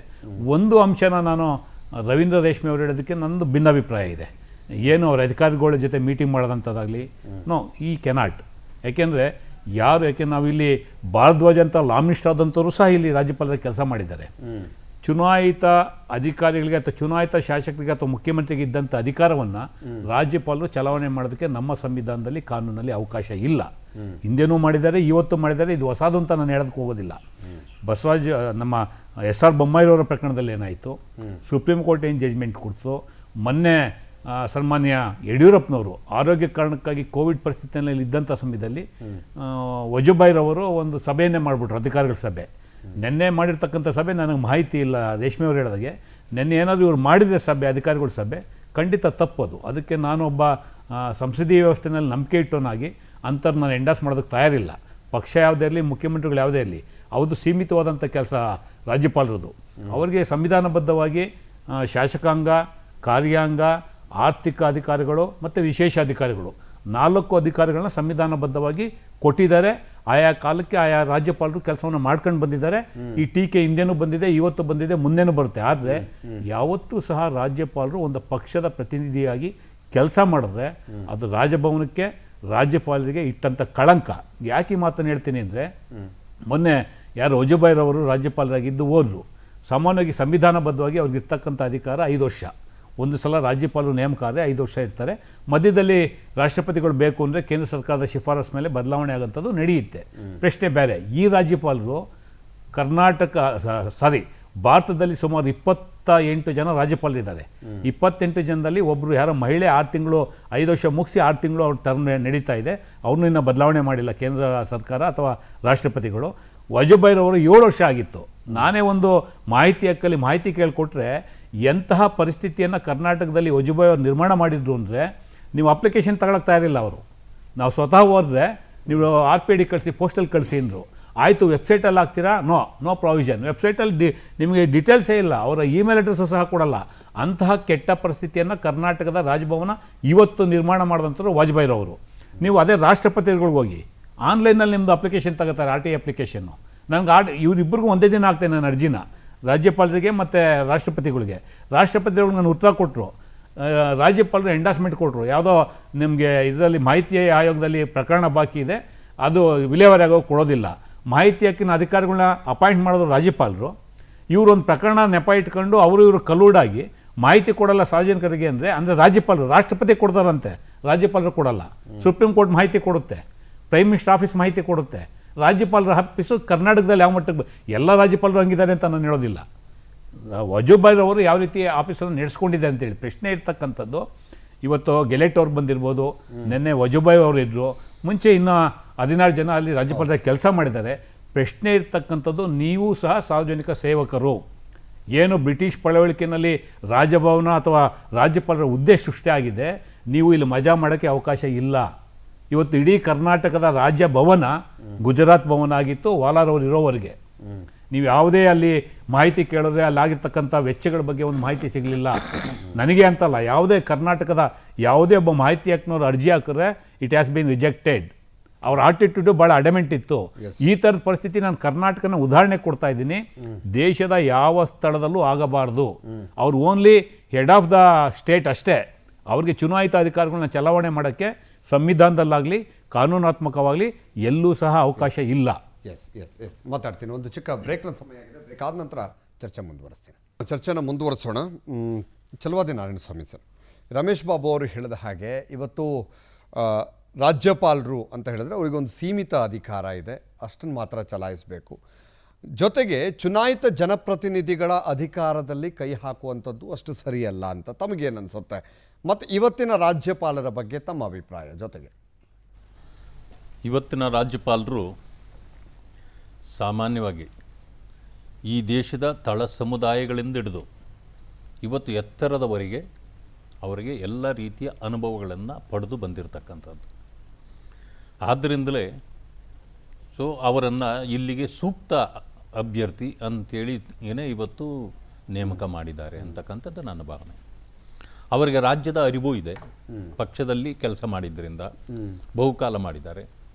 ಅದಾದ ನಂತರ ಅವರು ಶಾಸಕರಾಗಿ ಮಧ್ಯಪ್ರದೇಶದಲ್ಲಿದ್ದವರು, ಮತ್ತು ಸಂಸದರಾಗಿ ಬಂದವರು, ಮತ್ತು ಮಾನ್ಯ ಮೋದಿಯವರ ಒಂದು ಕ್ಯಾಬಿನೆಟ್ನಲ್ಲಿ ಸುಮಾರು ಈಗಾಗಲೇ 7 ವರ್ಷಗಳ ಕಾಲ ಸೋಷಿಯಲ್ ಜಸ್ಟಿಸ್ ಮಂತ್ರಿ ಮಂಡಲವನ್ನು ನಿಭಾಯಿಸಿ ಬಂದವರು. ಅಂದರೆ ಈ ತಳ ಸಮುದಾಯಗಳು ಯಾರು ಅಪ್ರೆಸ್ಡ್ ಡಿಪ್ರೆಸ್ಡ್ ಕ್ಲಾಸಸ್ ಎಲ್ಲ ಇದ್ದಾರೆ, ಇವೆಲ್ಲರ ಬಗ್ಗೆ ಅವರಿಗೆ ಸಂಪೂರ್ಣ ಮಾಹಿತಿ ಅರಿವು ಇರತಕ್ಕಂಥವ್ರು. ಆದ್ದರಿಂದಾಗಿ ಅವರಿಗೆ ಇದನ್ನು ನಡೆಸ್ತಕ್ಕಂಥದ್ದು ಭಾಳ ಸುಲಭ ಅಂತ ಅಂದ್ಕೊಂಡಿದ್ದಾರೆ. ಮತ್ತು ಅವರು ಇದನ್ನು ಏನು ವ್ಯವಸ್ಥೆಗಳಿದೆಯಲ್ಲ, ಈ ವ್ಯವಸ್ಥೆಗಳನ್ನು ಕೂಡ ಸರಿಯಾದ ರೀತಿಯಲ್ಲಿ ಅರ್ಥ ಮಾಡ್ಕೊಂಡಿರ್ತಕ್ಕಂಥದ್ದು. ರಮೇಶ್ ಅವರು ಕೆಲವು ವಿಚಾರಗಳನ್ನು ಹೇಳಿದ್ರು. ಅವರು ನ್ಯಾಯವಾದಿಗಳು ಕೂಡ, ಲಾಯರು. ಅದರಿಂದಾಗಿ ಕೆಲವು ವಿಚಾರಗಳನ್ನು ನಾವು ಹೇಳಿರ್ಬೋದು. ನಾನು ಏನು ನ್ಯಾಯವಾದಿ ಅಲ್ಲ. ಆದರೆ ಒಂದು ವಿಚಾರವನ್ನು ನಾವು ತಿಳ್ಕೊಳ್ಬೇಕು. ಇವತ್ತು ತಾವರ್ಚಂದ್ ಅವರು ಬಂದ ತಕ್ಷಣ ಸ್ವಲ್ಪ ಖಡಕ್ಕಾಗಿ ತನ್ನ ಕಾರ್ಯಾರಂಭ ಮಾಡಿದ್ದಾರೆ ಅಂತಕ್ಕಂಥ ಒಂದು ವಿಷಯ. ಕೆಲವು ಏನು ಆಫೀಸರ್ಗಳನ್ನ ಕರೆದು ಮಾಹಿತಿ ಪಡೆದಿದ್ದಾರೆ, ಯಾವ ರೀತಿ ಇದೆ ಅಂತ ತಿಳ್ಕೊಂಡ್ರೆ ನನ್ನ ಪ್ರಕಾರ ಇದು ತಪ್ಪು ಅಂತ ಅನಿಸೋದಿಲ್ಲ, ಇದು ಕಾನೂನು ಬಾಹಿರ ಇದೆ ಅಂತೂ ಅನಿಸೋದಿಲ್ಲ. ಯಾಕಂತಂದರೆ ಹಿಂದೆ ಇರೋರು ಕೂಡ ಬಂದ ತಕ್ಷಣ ಚೀಫ್ ಸೆಕ್ರೆಟರಿಯನ್ನು ಕರೆದು ಮಾತಾಡಿರ್ತಕ್ಕಂಥ ನಿದರ್ಶನಗಳು ಹಿಂದೇನೂ ಕೂಡ ಇವೆ. ಸೊ ಏನಂತಂದರೆ ಅದೇನೋ ಅಡ್ಮಿನಿಸ್ಟ್ರೇಷನ್ನಲ್ಲಿ ಕೈ ಹಾಕುವಂಥ ವಿಚಾರ ಅಲ್ಲ ಅದು. ಅದು ಯಾವ ರೀತಿಯಲ್ಲಿ ಇವತ್ತು ಏನು ನಡೆದಿದೆ, ಹೇಗೆ ಇದೆ ಅಂತಕ್ಕಂಥ ಕೆಲವು ವಿಚಾರಗಳನ್ನು ಅವರು ಪಡ್ಕೊಂಡ್ರೆ ಅದು ತಪ್ಪೇನು ಆಗಲಾರ್ದು ಅಂತೀರಿ. ಯಾಕಂತಂದರೆ ಮುಖ್ಯಮಂತ್ರಿಗಳನ್ನೇ ಕರೆಸಿ ಕೇಳಲಿಕ್ಕಾಗೋದಿಲ್ಲ ಕೆಲವು. ಅಲ್ವರಾ? ಈಗ ರೇಷ್ಮೆ ಸಾಹೇಬ್ರು ಹೇಳಿದ್ರು, ಏನು ಮುಖ್ಯಮಂತ್ರಿಗಳನ್ನು ಕರೆಸಿದ್ರು, ಅವರಲ್ಲೂ ಮಾತಾಡಿ ಕಳಿಸಿದ್ರು. ಹಾಗೆ ಆಫೀಸರನ್ನು ಕರೆದು ಮಾಹಿತಿ ಪಡೆದಿದ್ರೆ ಅದೇನು ತಪ್ಪಾಗಲ್ಲ ಸ್ವಾಮಿ. ಸರ್, ನಿಮ್ಮ ಪ್ರಧಾನಮಂತ್ರಿಯವರು ಉಳಿದ ಎಲ್ಲ ವಿಚಾರಗಳು ಭಾಳ ಕ್ಷಿಪ್ರವಾದ ತೀರ್ಮಾನಗಳು ತಗೊಳ್ತಾ ಇದ್ದವರು ಯಾಕೆ ವಜುಭಾಯಿ ವಾಲಾ ಅವ್ರ ಬಗ್ಗೆ ನಿರ್ಲಕ್ಷ್ಯದಿಂದ ಇದ್ಬಿಟ್ರು? ಇಷ್ಟು ಅವರು ಅಂಥ ಕ್ರಿಯಾಶೀಲ ರಾಜ್ಯಪಾಲರು ಅನ್ಸ್ಕೊಳ್ಳಿಲ್ಲ. ಒಂಥರ ಒಂದು ಸ್ಥಗಿತ ಆಗಿತ್ತು ರಾಜಭವನದ ವ್ಯವಸ್ಥೆ, ಮೊಳೆತು ಹೋಗುವಂಥ ಸ್ಥಿತಿಗೆ ಬಂದಿತ್ತು. ಯಾಕೆ ಅವ್ರನ್ನ ಇಷ್ಟು ಸುದೀರ್ಘ ಕಾಲ ಇಟ್ಬಿಟ್ರು? ಉಳಿದಂತೆ ಎಷ್ಟು ಜನ ಮುಖ್ಯಮಂತ್ರಿಗಳನ್ನು ಬದಲಾಯಿಸಿದ್ದಾರೆ, ರಾಜ್ಯಪಾಲರನ್ನು ಬದಲಾಯಿಸಿದ್ದಾರೆ. ಈಗ ಯಾಕೆ ಕರ್ನಾಟಕ ವಿಚಾರದಲ್ಲಿ ಯಾಕೆ ಅಲ್ಲ, ಈಗ ಅನೇಕರು ಈಗ ಇವರು 7 ವರ್ಷ ಇದ್ರು ಅಂತಕ್ಕಂಥ 6 ವರ್ಷ 3 ತಿಂಗಳು. ಆದರೆ ಖುರ್ಷಿದ್ ಅಲಂ ಖಾನ್ ಅವರು 7 ವರ್ಷ ಇದ್ರಲ್ಲ. ಅಲ್ಲ, ಇದ್ರು ಸರಿ, ಅಂತಂದ್ರೆ ಉಳಿದವ್ರದ್ದೆಲ್ಲ ಮೌಲ್ಯಮಾಪನ ಮಾಡಿದ್ರು. ಮೊನ್ನೆ ಆಮೇಲೆ ಅತಿರಿಕ್ತ ಮಹಾರಥರಂತ ಮಂತ್ರಿಗಳನ್ನೇ ತೆಗೆದುಬಿಟ್ರು ಮೊನ್ನೆ ಕ್ಯಾಬಿನೆಟ್ನಿಂದ. BJPಯ ಒಂಥರ ಶೋಕೇಸ್ನಲ್ಲಿ ಇದ್ದವರು ಅಲ್ಲ, ಅಂಥವ್ರನ್ನೂ ಕೂಡ ತೆಗೆದ್ರು. ಕರ್ನಾಟಕದಲ್ಲಿ ಯಾಕೆ ಸುದೀರ್ಘ ಕಾಲ ಅದನ್ನು ಮುಂದುವರಿಸಿದ್ರು? ಅಲ್ಲ, ಅವರ ಮನಸ್ಸಿನಲ್ಲಿ ಏನಿತ್ತು ಹೇಗಿತ್ತು ನಮಗೆ ಗೊತ್ತಿಲ್ಲ. ಆದರೆ ಇದು 5 ವರ್ಷಕ್ಕೆ ಅವರ ಅವಧಿ ಇತ್ತು. 5 ವರ್ಷ ಆದಮೇಲೆ ಅವರು ಹೋಗ್ಬೋದಾಗಿತ್ತು, ಅದನ್ನು ಬದಲಾವಣೆ ಮಾಡ್ಬೋದಾಗಿತ್ತು. ಬಟ್ ಅವ್ರಿಗೇನು ಕಾರಣ ಇತ್ತೋ ಅದು ಮುಂದುವರೆದು ಬಂದಿತ್ತು. ಆದರೆ ಈಗ ಒಬ್ಬ ಉತ್ತಮ ಪಟುವನ್ನು ಇಲ್ಲಿಗೆ ಆಯ್ಕೆ ಮಾಡಿ ಕಳಿಸಿದ್ದಾರೆ. ಭಾಳ ಸಂತೋಷ. ವಿಶೇಷವಾಗಿ ನಾನು ಕೇಳ್ತಕ್ಕಂಥದ್ದೇನೆಂದರೆ, ತಾವೇ ಆ ಮಾತನ್ನು ಹೇಳಿದ್ರಿ. ಈಗ 8 ಜನ ಗವರ್ನರ್ಗಳನ್ನು ಕಳೆದ ವಾರ ಕೊಟ್ಟಿದ್ದು, 8ರಲ್ಲಿ 4 ಜನ ದಲಿತ ಸಮುದಾಯಕ್ಕೆ ಕೊಟ್ಟರು. ಅದು ನಾವು ಬಹಳನೇ ವೆಲ್ಕಮ್ ಮಾಡಿದ್ವಿ. ಅದಕ್ಕೆ ಕ್ಯಾಬಿನೆಟ್ಟಲ್ಲೂ ಕೂಡ 20 ಜನರು, 12 ಜನರ ಹೆಸರನ್ನು SCಗಳನ್ನು ಮತ್ತು 8 ಜನ STಗಳನ್ನು ಕೊಟ್ಟಿದ್ದು. ಇದನ್ನು ಒಂದು ಉತ್ತಮ ಒಂದು ಬೆಳವಣಿಗೆ ಇವತ್ತು ನಾವು ಕಾಣ್ತಾ ಇದ್ದೀವಿ. ಅದರಿಂದ ಬಹಳ ಸಂತೋಷ ಆಗ್ತದೆ. ಕರ್ನಾಟಕಕ್ಕೆ ಪ್ರಥಮವಾಗಿ ಒಬ್ಬ ದಲಿತರು ಕೂಡ ಬರ್ತಕ್ಕಂಥ ಒಂದು ಅವಕಾಶ ಸಿಕ್ಕಿದೆ. ಬಟ್ ಅವರು ಅದು ಎಲ್ಲವಕ್ಕೂ ಒಂದು ಗೌರವ ಘನತೆಯಿಂದ ಅವರು ನಡ್ಕೊಳ್ತಾರೆ ಅಂತಕ್ಕಂಥ ಒಂದು ವಿಶ್ವಾಸ ನಮಗಿದೆ. ಭಾಳ ಅವರು ಈಗ ನಾಯಕತ್ವ ಬದಲಾವಣೆಯ ವಿಚಾರಕ್ಕೆ ಸಂಬಂಧಪಟ್ಟ ಹಾಗೆ ಏನು ನಡೀತಾ ಇದೆ, ಇಲ್ಲಿ ಪ್ರಕ್ರಿಯೆಗಳು ನಡೀತಾ ಇದೆ. ಒಂದಷ್ಟು ಜನ ಡೆಲ್ಲಿಗೂ ಹೋಗಿ ಬರ್ತಾ ಇದ್ದಾರೆ, ಒಂದಷ್ಟು ಬಣಗಳು ಕೂಡ ಆಗಿದೆ ಈಗಾಗಲೇ ಪಕ್ಷದಲ್ಲಿ. ಇದೆಲ್ಲದರ ಮಧ್ಯೆ ಈಗ ರಾಜ್ಯಪಾಲರನ್ನು ಕೂಡ ಇಲ್ಲಿಗೆ ಆಯ್ಕೆ ಮಾಡಿರುವಂಥದ್ದು, ಅದು ಕೂಡ ರಾಜ್ಯ ರಾಜಕಾರಣವನ್ನು ಸಂಪೂರ್ಣವಾಗಿ ಅರಿತಂತಹ, ಕರ್ನಾಟಕದ ಇತಿಹಾಸವನ್ನು ಬಲ್ಲಂತಹ ಒಬ್ಬ ರಾಜ್ಯಪಾಲರನ್ನ ಇಲ್ಲಿಗೆ ಹಾಕಿರುವಂಥದ್ದು. ಅದಕ್ಕೂ ಕೂಡ ಸಂಬಂಧ ಇದೆ ಅಂತ ಹೇಳ್ತೀರಾ? ನನಗೇನು ಅನ್ಸುತ್ತೆ ನೋಡಿ, ನಿನ್ನೆ ಭಾನುವಾರ 10ವರೆಗೆ ಅವರು ಪ್ರಮಾಣ ವಚನ ಸ್ವೀಕಾರ ಮಾಡ್ತಾರೆ, 11ನೇ ತಾರೀಕು. ಅಲ್ಲಿವರೆಗೆ ನಾವು ಬೇರೆ ಬೇರೆ ರೀತಿಯಲ್ಲಿ ಅವ್ರನ್ನ ಹೇಳ್ಬೋದಾಗಿತ್ತು. ಯಾಕಂತಂದ್ರೆ ಈ ವಾಸ್ ಎ ಪೊಲಿಟಿಷಿಯನ್, ರಾಜಕಾರಣಿ. ಇವತ್ತು ಆವಾಗಿನಿಂದ ಈಚೆಗೆ ನಾವು ಇವಾಗ ಅವರ ರಾಜಕಾರಣಿ ಅಂತ ನಾವು ಪರಿಗಣಿಸೋ ಹಾಗೇ ಇಲ್ಲ.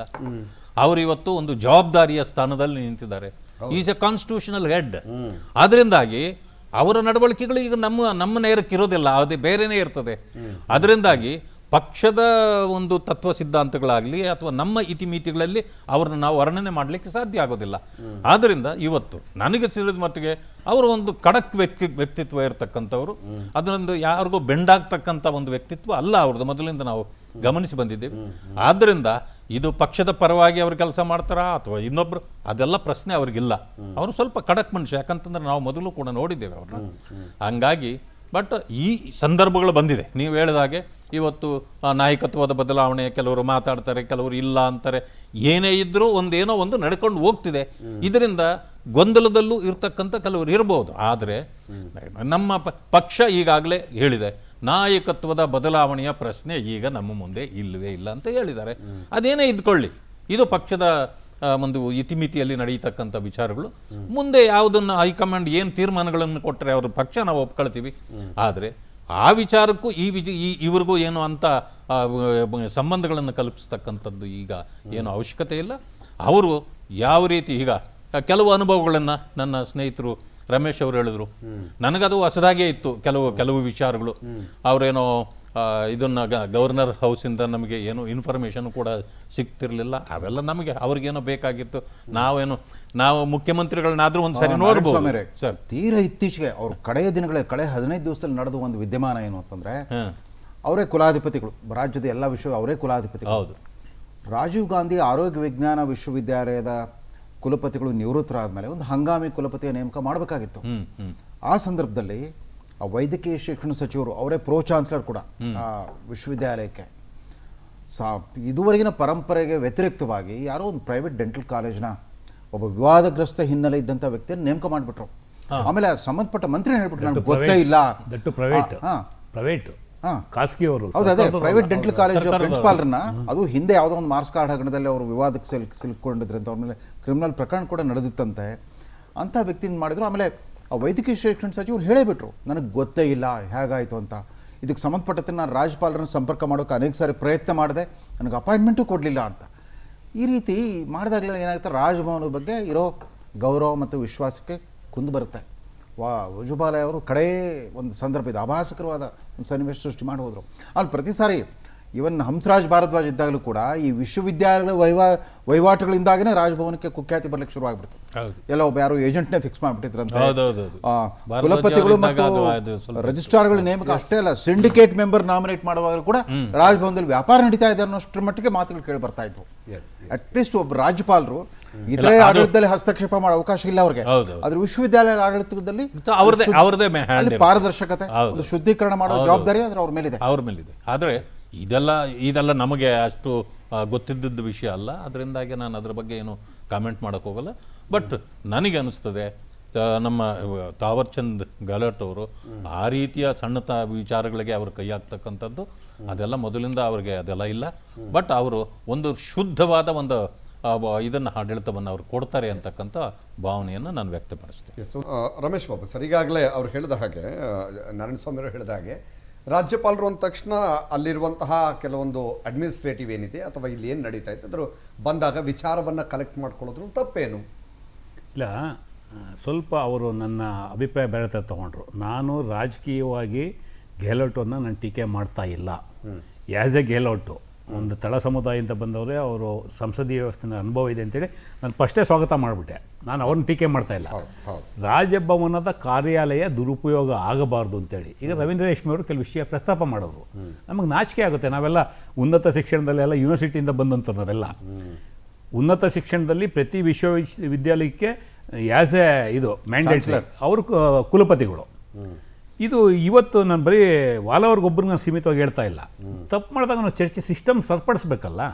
ಸೊ ಇಲ್ಲಿರ್ತಕ್ಕಂಥ ಪ್ರಶ್ನೆ ಸಿಂಡಿಕೇಟ್ ಮೆಂಬರು, ಸೆನೆಟ್ ಮೆಂಬರು, ಇವತ್ತು ಸೆನೆಟ್ ತೆಗೆದವರೇ ಪ್ರಶ್ನೆ ಬೇರೆ. ಹಿಂದೆ ಸೆನೆಟು ಇತ್ತು. ಸೆನೆಟ್ ನಾಮಿನೇಷನ್ಗೆ, ಸಿಂಡಿಕೇಟ್ ನಾಮಿನೇಷನ್ಗೆ, ವೈಸ್ ಚಾನ್ಸಲರ್ ನಾಮಿನೇಷನ್ಗೆ ಹಣ ತಗೊಂಡು ಮಾಡ್ತಾರೆ ಅಂದರೆ ಎಲ್ಲಿ ಹೋಗ್ತಾ ಇದ್ದೀವಿ ನಾವು?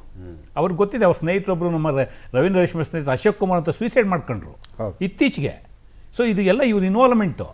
ಅಯ್ಯಪ್ಪ 2 ಕೋಟಿ ಏನೋ ಸಾಲ ಮಾಡಿ ತಂದು ಕೊಟ್ಟು ಪಾಪ ಅದನ್ನು ಔಟ್ಕಮ್ ಆಚೆ ಬರೋಕ್ಕಾಗ್ದಲೇ ಈಗ ಹ್ಯಾಡ್ ಎ ಸೂಸೈಡ್.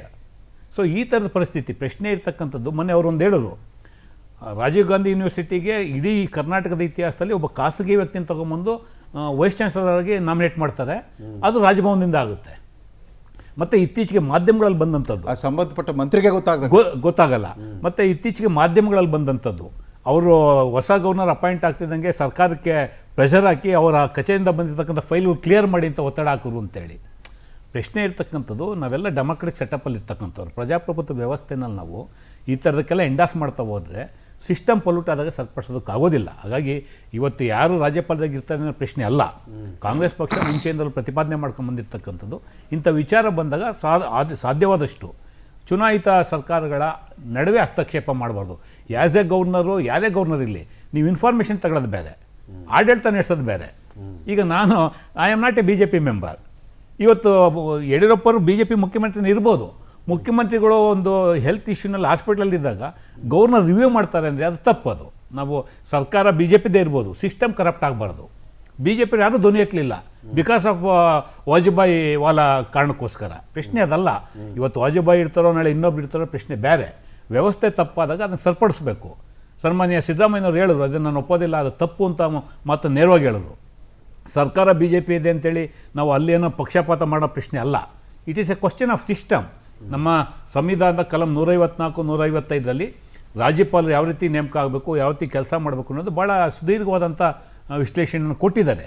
ನಮ್ಮ ಸಂವಿಧಾನದ ಕರಡು ಸಮಿತಿ ರಚನೆ ಆಗಬೇಕಾದ್ರೂ ಸಹ ರಾಜ್ಯಪಾಲರ ಹುದ್ದೆ ಇರಬೇಕೋ ಬೇಡೋ ಅನ್ನೋದ್ರ ಬಗ್ಗೆ ಸುದೀರ್ಘವಾದಂಥ ಚರ್ಚೆ ಆಗಿದೆ. 356 ವಿಧಿ ಉಲ್ಲಂಘನೆ ಬಗ್ಗೆ ಈ ದೇಶದಲ್ಲಿ ಸಾಕಷ್ಟು ಚರ್ಚೆ ಆಗಿದೆ.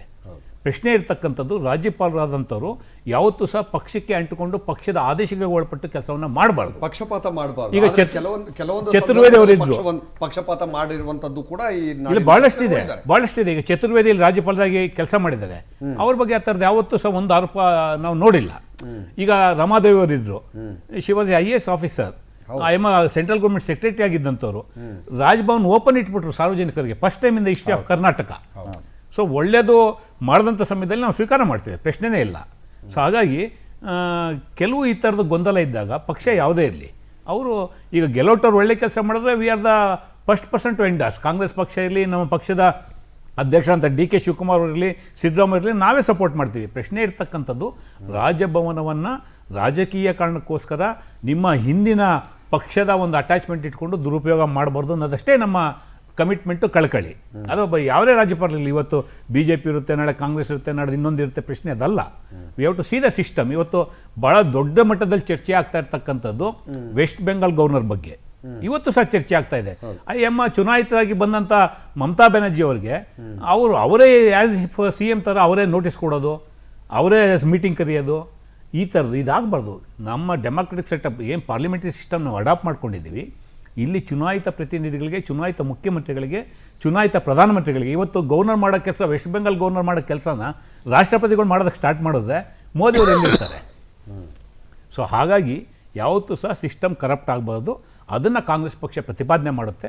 ನಾವು ಹೇಳೋಂಥದ್ದು, ಅವರು ಒಳ್ಳೆ ಕೆಲಸ ಮಾಡಿದ್ರೆ Congress party is the first party to support. ಪ್ರಶ್ನೆ ಅದಲ್ಲ.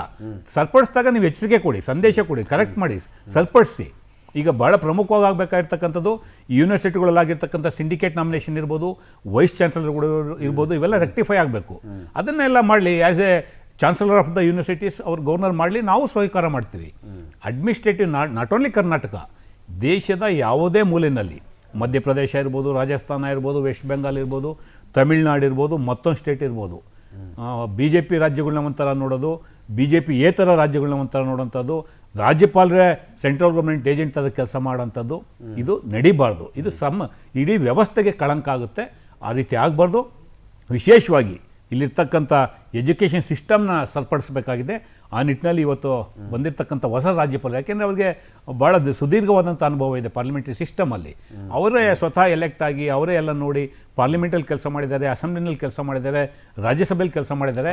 ಅವರ ಅನುಭವ ಉಪಯೋಗಿಸ್ಕೊಂಡು ಕರ್ನಾಟಕಕ್ಕೆ ಉಪಯೋಗ ಆಗೋಂಥ ಎಜುಕೇಷನ್ ಸಿಸ್ಟಮ್ ಇರ್ಬೋದು, ಆ್ಯಸ್ ಎ ಚಾನ್ಸಲರ್ ಯೂನಿವರ್ಸಿಟಿಗಳನ್ನ ಸರಿಪಡಿಸುವಂಥದ್ದು ಇರ್ಬೋದು. ಇವತ್ತು ಭಾಳಷ್ಟು ಆರೋಪಗಳಿದೆ. ವೈಸ್ ಚಾನ್ಸಲರ್ಗಳು ಅಪಾಯಿಂಟ್ಮೆಂಟ್ ದುಡ್ಡು ಕೊಟ್ಟು ಮಾಡ್ತಾ ಇದ್ದಾರೆ ಅಂತ ಆರೋಪ ಇದೆ. ಸಿಂಡಿಕೇಟ್ ಮೆಂಬರ್ಗಳನ್ನ ದುಡ್ಡು ಕೊಟ್ಟು ಮಾಡ್ತಾ ಇದ್ದಾರೆ ಅನ್ನೋ ಆರೋಪ ಇದೆ. ಇವತ್ತು ರಿಕ್ರೂಟ್ಮೆಂಟ್ ಇರ್ಬೋದು, ಇವನ್ನ ಸರಿಪಡಿಸುವಂಥ ಕೆಲಸವನ್ನು ರಾಜ್ಯಪಾಲರು ಮಾಡಿದ್ರೆ ಖಂಡಿತ Congress party going to support. ಅದು ನಾವು ಆದಂಥ ಕೆಲವು ತಪ್ಪುಗಳನ್ನ ಈ ಬಾರಿ ಬಂದಂತಹ ರಾಜ್ಯಪಾಲರು ಸರಿಪಡಿಸಿದ್ರು ಕೂಡ ಸರಿಪಡಿಸುವಂತ ಕೆಲಸ ಆಗಲಿ ಅನ್ನೋದು ನಮ್ಮ ಕಾಂಗ್ರೆಸ್ ಪಕ್ಷದ ಭಾವನೆ ಇದೆ. ಸಾರ್ವಜನಿಕ ಹಿತ ದೃಷ್ಟಿಯಿಂದ ಇದು ಬಹಳ ಜರೂರಾಗಿ ಆಗ್ಬೇಕಾಗಿರ್ತಕ್ಕಂಥ ಕೆಲಸ.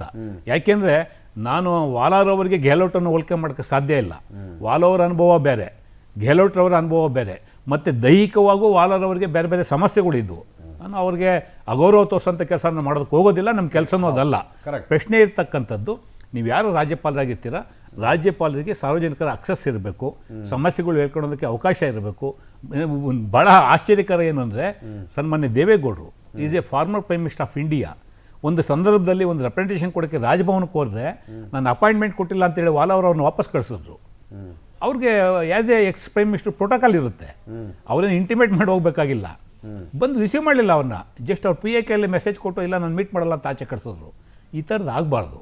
ಯಾರೇ ಈಗ ಯಡಿಯೂರಪ್ಪನವರೇ ಅನೌಪಚಾರಿಕವಾಗಿ ಹೋಗ್ಬಿಡ್ತಾರೆ ರಾಜಭವನಕ್ಕೆ, ನಾನು ಅಪಾಯಿಂಟ್ಮೆಂಟ್ ಕೊಟ್ಟಿಲ್ಲ ಆಚೆ ಹೋಗೋದು ಏನಾಗುತ್ತೆ? ಈ ಥರದ್ದು ರಾಜ್ಯಪಾಲರುಗಳು ಮಾಡಬಾರ್ದು. ಅದು ಕರ್ನಾಟಕ ಇರಲಿ, ವೆಸ್ಟ್ ಬೆಂಗಾಲ್ ಇರಲಿ, ಮತ್ತೊಂದು ರಾಜ್ಯ ಇರಲಿ. ಲೆಫ್ಟಿನೆಂಟ್ ಗವರ್ನರ್ಗಳದ್ದು ಬೇರೆ, ಅದು ಕೇಂದ್ರಾಡಳಿತ ಪ್ರದೇಶದಲ್ಲಿ ಇವತ್ತು ದೆಹಲಿನಲ್ಲೂ ದೊಡ್ಡ ಚರ್ಚೆ ಆಗ್ತಾ ಇದೆ. ಪಾಂಡಿಚೇರಿನಲ್ಲಿ ಆ ಎಮ್ಮನ್ನು ಮತ್ತೆ ಭಾರತೀಯ ಜನತಾ ಪಕ್ಷದವರೇ ವಾಪಸ್ ಕಿತಾಕರು ವಾಪಸ್ಸು ಕರ್ಸ್ಕೊಳ್ಳಿಲ್ಲ. She has been terminated. So ಹಾಗಾಗಿ ಅವರ ಸಂವಿಧಾನಾತ್ಮಕವಾಗಿ ಅವ್ರಿಗಿರ್ತಕ್ಕಂಥ ಅಧಿಕಾರಿಗಳನ್ನ ಸಂವಿಧಾನದ ಚೌಕಟ್ಟಿನೊಳಗಡೆ ಚಲಾವಣೆ ಮಾಡೋದಕ್ಕೆ ಖಂಡಿತ ಕಾಂಗ್ರೆಸ್ ಪಕ್ಷದ್ದು ಆಕ್ಷೇಪ ಇಲ್ಲ. ಪ್ರಶ್ನೆ ಇರ್ತಕ್ಕಂಥದ್ದು ಒಂದು ಪಕ್ಷದ ಪ್ರತಿನಿಧಿಯಾಗಿ ಕೆಲಸ ಮಾಡಬಾರ್ದು ಅನ್ನೋದಷ್ಟೇ ಕಾಂಗ್ರೆಸ್ ಪಕ್ಷದ ಕಳಕಳಿ. ರಮೇಶ್ ಬಾಬು ಅವರೇ, ನಮ್ಮ ಈ ಪಾರ್ಲಿಮೆಂಟರಿ ಪ್ರಜಾಪ್ರಭುತ್ವದಲ್ಲಿ 2 ಹುದ್ದೆಗಳು, ಒಂದು ಈ ರಾಜ್ಯಗಳ ರಾಜ್ಯಪಾಲ ಹುದ್ದೆ, ಮತ್ತೊಂದು ಈ ಅಸೆಂಬ್ಲಿಗಳ ಸ್ಪೀಕರ್ ಹುದ್ದೆ. ಅವ್ರು ರಾಜಕೀಯ ಪಕ್ಷಕ್ಕೆ ಸೇರಿದವರಾದರೂ ಕೂಡ ಆ ಸ್ಥಾನವನ್ನು ಅಲಂಕರಿಸಿದಾಗ ಆದಷ್ಟು ಮಟ್ಟಿಗೆ ಪಕ್ಷಾತೀತತೆಯನ್ನು ಪ್ರದರ್ಶಿಸಬೇಕು, ನ್ಯಾಯವಂತಿಕೆಯನ್ನು ಪ್ರದರ್ಶಿಸಬೇಕು, ಒಂದು ಸಮಾನ ಗೌರವವನ್ನು ಕೊಡಬೇಕು ಎಲ್ಲ ಪಕ್ಷಗಳಿಗೆ. ಆ ಥರದ್ದು ನಿರೀಕ್ಷೆ ಇದ್ದೇ ಇರುತ್ತೆ. ಪ್ರತಿ ಸಾರಿ ಇವೆಲ್ಲ ಹುದ್ದೆಗಳು ಬರ್ತಾ ಹೆಚ್ಚೆಚ್ಚು ವಿವಾದಾಸ್ಪದರಾಗ್ತಾ ಇದ್ದಾವೆ. ವಿಶೇಷವಾಗಿ ನಮ್ಮದೇ ಈ ಡಿಸ್ಕ್ವಾಲಿಫಿಕೇಷನ್ ಪ್ರಕರಣದಲ್ಲಿ 6 ಅಂಶಗಳ ತೀರ್ಪು ಪ್ರಕಟ ಆದಾಗ 1 ಅಂಶ ಮಾತ್ರ ಡಿಸ್ಕ್ವಾಲಿಫಿಕೇಷನ್ ಎತ್ತಿ ಹಿಡಿದಿದ್ರು. ಉಳಿದ 5 ಅಂಶಗಳು ಅವತ್ತಿನ ಸ್ಪೀಕರ್ ವರ್ತನೆ ಬಗ್ಗೆ ಸಾಕಷ್ಟು ಅಲ್ಲಿ ಟೀಕೆಗಳು ವ್ಯಕ್ತವಾಗಿತ್ತು. ಇದು ಭಾಳ ಕಷ್ಟ ಕೂಡ. ಅವರು ಕೂಡ ಮನುಷ್ಯರೇ, ಸ್ಪೀಕರ್ ಆಗೋರು, ರಾಜ್ಯಪಾಲರಾಗೋರು, ತಮ್ಮ ಅಧಿಕಾರದ ಇತಿಮಿತಿಗಳು ಮತ್ತು ಔಚಿತ್ಯದ ಪ್ರಶ್ನೆ ಬರುತ್ತೆ. ಪ್ರತಿ ಸಾರಿ ಕ್ವಶನ್ ಆಫ್ ಪ್ರೊಪ್ರೈಟಿ, ನೀನು ಪಕ್ಷಪಾತಿಯನ್ನು ತೋರಿಸ್ಕೊಂಡ್ಬಿಟ್ರೆ ನಿಮ್ಮ ವ್ಯಕ್ತಿಗತವಾದ ಗೌರವ ಕಡಿಮೆ ಆಗಿಬಿಡುತ್ತೆ, ಜನರ ದೃಷ್ಟಿಯಲ್ಲಿ ಸಣ್ಣವರಾಗಿಬಿಡ್ತೀರಿ. ನೀವು ಕೂಡ ಕುತಂತ್ರ ಮಾಡ್ತಾಯಿದ್ರಿ, ಪಕ್ಷದ ಪರೋಕ್ಷವಾಗಿ ಪ್ರಾಕ್ಸಿ ಪಾಲಿಟಿಕ್ಸ್ ಮಾಡ್ತಾಯಿದ್ರಿ ಅಂತ ಅನಿಸ್ಕೊಳ್ಬಾರ್ದು. ಅದಕ್ಕೆ ಅವಕಾಶ ಕೊಡದಾಗೆ ನಿರ್ವಹಿಸೋದು ಭಾಳ ಕಷ್ಟ. ಆಮೇಲೆ ಈಗ ನೋಡಿ, ನೂತನ ಶಿಕ್ಷಣ ನೀತಿ ಜಾರಿ ಆಗೋದಿದೆ. ಶಿಕ್ಷಣ ವ್ಯವಸ್ಥೆ ಸ್ತಬ್ಧ ಆಗಿಬಿಟ್ಟಿದೆ. ಕರೋನಾದಿಂದ 1.25 ವರ್ಷದಿಂದ ಏನೂ ಆಗ್ತಾಯಿಲ್ಲ. ಸ್ಥಗಿತಗೊಂಡಿರೋ ಶಿಕ್ಷಣ ವ್ಯವಸ್ಥೆಯಲ್ಲಿ ಹೊಸ ಶಿಕ್ಷಣ ನೀತಿ ಬಗ್ಗೆ ಮಾತಾಡೋದೇ ಒಂದು ಭಾಳ ವಿಪರ್ಯಾಸಕರ ಅನಿಸ್ತಾ ಇದೆ. ಆದರೂ ಕೂಡ ಈ ಹೊಸ ರಾಜ್ಯಪಾಲರು ಇದನ್ನೊಂದು ಅವಕಾಶವಾಗಿ ಬಳಸೋ ನೂತನ ಶಿಕ್ಷಣ ಹಾಗೂ ಬರ್ತಾ ಇದೆ. ವಿಶ್ವವಿದ್ಯಾಲಯ ಮತ್ತು ಕಾಲೇಜ್ ಶಿಕ್ಷಣ ವ್ಯವಸ್ಥೆಯನ್ನು ಶುದ್ಧೀಕರಣ ಮಾಡೋಕ್ಕೆ ವಿಶೇಷ ಗಮನ, ಅಲ್ಲಿ ಸ್ವಲ್ಪ ಇವ್ರಿಗೆ ಹೆಚ್ಚು ಸ್ವಾತಂತ್ರ್ಯ ಇದೆ. ಅಂದರೆ ಸಂಬಂಧಪಟ್ಟ ಸಚಿವರುಗಳ ಜೊತೆಗೇ ಕೆಲಸ ಅವ್ರಿಗೆ ಮಾರ್ಗದರ್ಶಕರಾಗಿ ಹಿರಿಯರಾಗಿ ಅವ್ರಿಗೆ ಮುಂದಿಸ್ಕೊಂಡು ಹೋಗಬೇಕಾಗತ್ತೆ. ಆಮೇಲೆ ಮಂತ್ರಿಗಳು ಕೂಡ ಅಷ್ಟೇ, ರಾಜ್ಯಪಾಲರ ಅಧಿಕಾರಿಗಳು ಬೇರೆ ಸರ್ಕಾರ ಸ್ವಲ್ಪ ಕಿತ್ಕೊಳ್ತಾ ಬಂದ್ಬಿಟ್ಟಿದೆ ವಿಶ್ವವಿದ್ಯಾಲಯ ಆಡಳಿತದಲ್ಲಿ ಕೂಡ. ತಾವು ಸ್ಪೀಕರ್ ಬಗ್ಗೆ ಹೇಳಿದ್ರಿಂದ ಒಂದೇ ಒಂದು ಮಾತು ನಾನು ಹೇಳೋದಕ್ಕೆ ಇಷ್ಟಪಡ್ತೀನಿ. ರಮೇಶ್ ಕುಮಾರ್ ಅವರು ಕೊಟ್ಟಂಥ ಆದೇಶ ಇದೆಯಲ್ಲ, ಸೊ ಈ was not A advocate, but ಅವ್ರು ಬರೆದಂಥ ತೀರ್ಪು ಇದೆಯಲ್ಲ, ನಾನು ಜಸ್ಟ್ ಐ ರೆಡ್ ಇಟ್. ಭಾಳ ಸುದೀರ್ಘವಾಗಿ ಅದು ವಿಶೇಷವಾದಂಥ ಆಸಕ್ತಿ ಇಟ್ಕೊಂಡು ಮಾಡಿದ್ದಾರೆ ಮತ್ತು ಸಲಹೆ ತೊಗೊಂಡಿದ್ದಾರೆ. ಅದನ್ನ ಸುಪ್ರೀಂ ಕೋರ್ಟು ಬೇರೆ ಥರ ವ್ಯಾಖ್ಯಾನ ಮಾಡಿದೆ. ನಾನು ವ್ಯಾಖ್ಯಾನ ಚರ್ಚೆ ಮಾಡೋದಕ್ಕೆ ಹೋಗೋದಿಲ್ಲ. ಅದೇ ಸಮಯದಲ್ಲಿ ಈ ಬೋಪಣ್ಣವ್ರ ಸ್ಪೀಕರ್ ಆದಂಥ ಸಮಯದಲ್ಲಿ ಇದೇ ಘಟನೆ ಬಂತು. ಆವತ್ತು ಇಲ್ಲಿ ಹೈಕೋರ್ಟಲ್ಲಿ ಒಂದು ಜಜ್ಮೆಂಟ್ ಬಂತು KR ಅವರಿಂದ, ಮತ್ತು ಸುಪ್ರೀಂ ಕೋರ್ಟ್ ಒಂದು ಜಜ್ಮೆಂಟ್ ಬಂತು. ಆವತ್ತು ಸಹ ಬೇರೆ ಥರದ ವ್ಯಾಖ್ಯಾನ ಆಯಿತು. ನೀವು ಹೇಳಿದ್ದು ನಾನು ಎಂಡಾಸ್ ಮಾಡ್ತೀನಿ. ಸ್ಪೀಕರ್ ಸ್ಥಾನದಲ್ಲಿ ಕೂತಂಥವ್ರು ಪಕ್ಷಾತೀತವನ್ನು ನಡ್ಕೊಳ್ಳೋದ್ರಿಂದ ಆ ಸಂಸದೀಯ ಮೌಲ್ಯಗಳ ಘನತೆ ಜಾಸ್ತಿ ಆಗುತ್ತೆ. ಅದನ್ನ ಪರಿಪಾಲನೆ ಮಾಡಬೇಕಾಗುತ್ತೆ.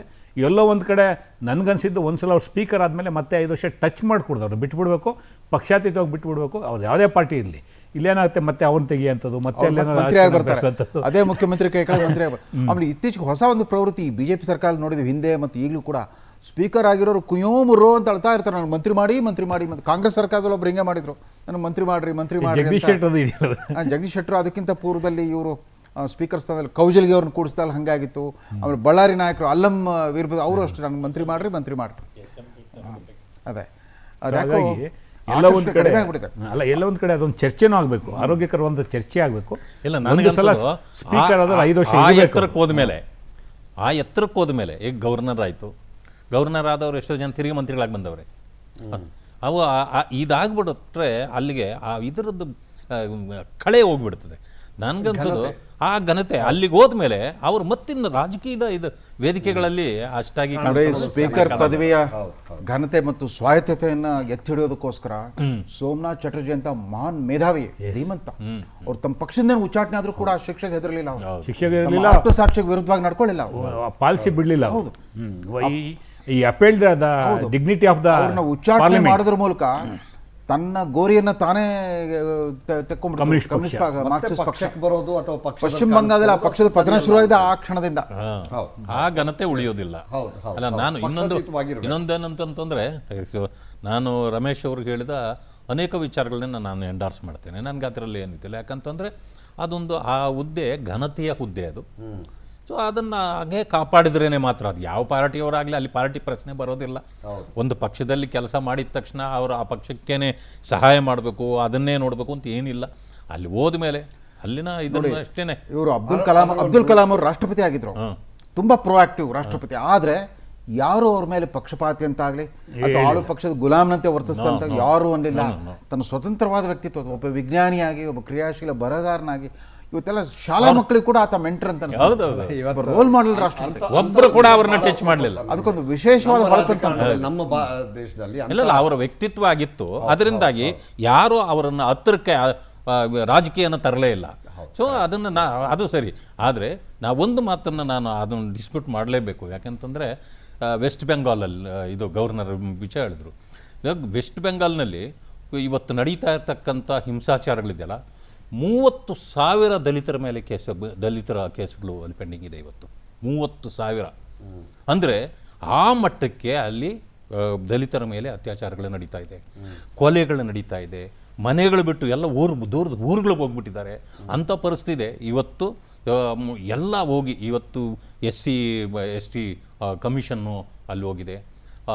ಎಲ್ಲ ಇದನ್ನು ಹೋಗಿ ಇವತ್ತು ಅಲ್ಲಿ ಪರಿಶೀಲನೆ ಮಾಡಿ ಈ ಸರ್ಕಾರ ಈ ಜನರನ್ನು ವಿಶ್ವಾಸ ಕಳ್ಕೊಂಡಿದೆ. ಮತ್ತು ಅವರನ್ನು ಆದರೆ ಅಲ್ಲಿನ ರಾಜ್ಯಪಾಲರು ಬಹಳ ಅತಿರೇಕದ ಪ್ರಚೋದನಾತ್ಮಕ ವರ್ತನೆ ಅವರು ಪ್ರತಿ ದಿವಸ ಪ್ರತಿನಿತ್ಯ ಕಾಲ್ಕೆದ್ರು ಜಗಳ ಮಾಡೋ ರೀತಿಯಲ್ಲಿ ಅಲ್ಲ ಅದು ಏನಾಗಿದೆ ಅಂತಂದ್ರೆ ಇದು ವಿಪರೀತ ಆಗಿ ಅವ್ರಿಗೆ ಏನೋ ಅವರ ಮಾತಿಗೆ ಮನ್ನಣೆ ಇಲ್ಲ, ಗೌರವ ಇಲ್ಲ, ಹೇಳಿದ್ದು ಮಾತನ್ನು ಕೇಳಲಿಲ್ಲ.